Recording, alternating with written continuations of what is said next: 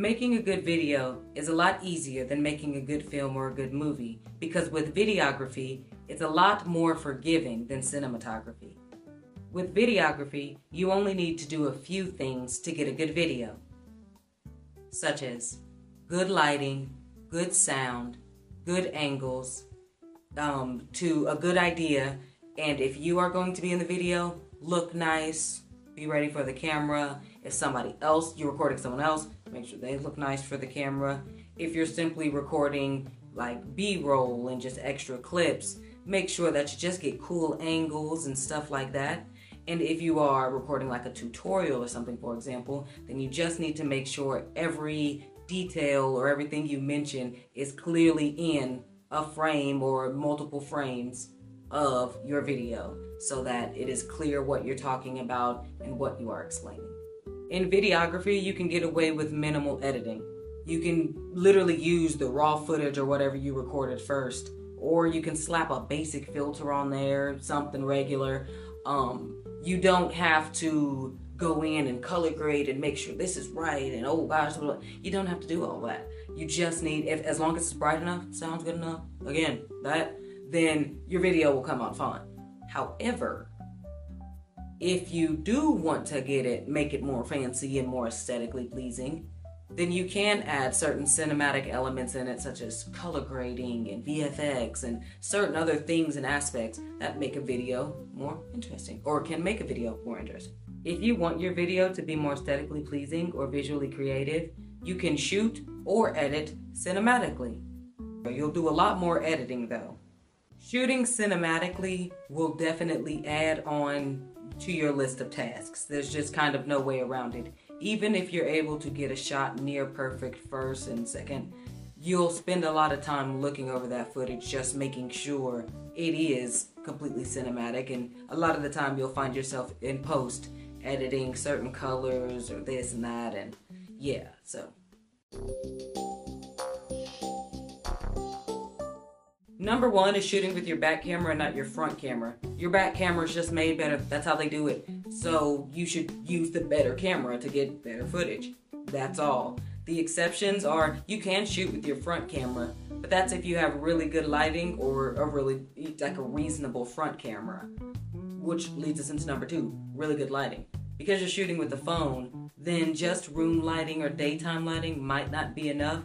You still may need one more assisted light right on you, directly on you, which is how you shoot videos and movies and stuff anyway.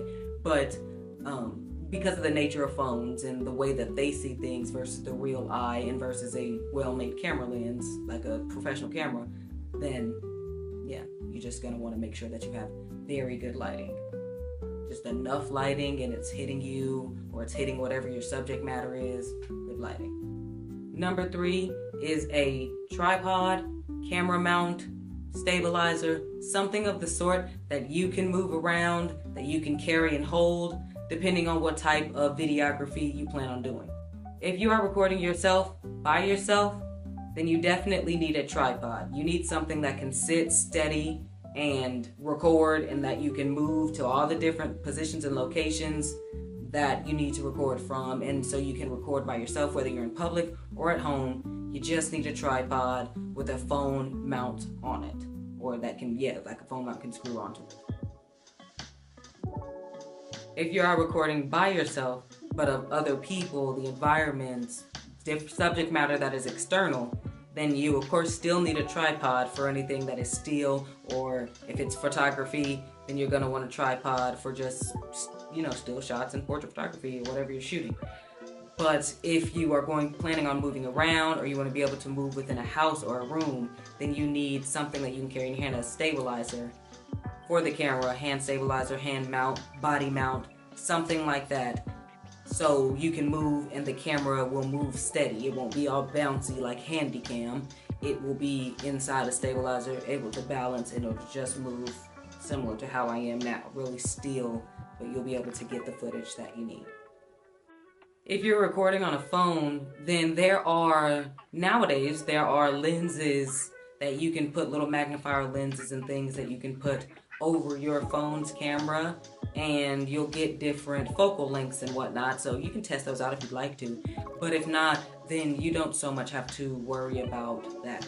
The only thing that I would make sure that you're doing is having some scenes where the background is blurred. Now it's called portrait mode, but where the background is a little blurred behind you so that it's just more aesthetically pleasing. Other things you can do to make a video cool is good transitions, cool effects, well-placed words, good sound design. These are all some of the things that are necessary, absolutely imperative for the cinematic experience. But with videography, it just enhances the quality of your video, makes viewers know you more. This is where, with videography, you have the opportunity to add in your personality, what sound bites you like, memes, stuff.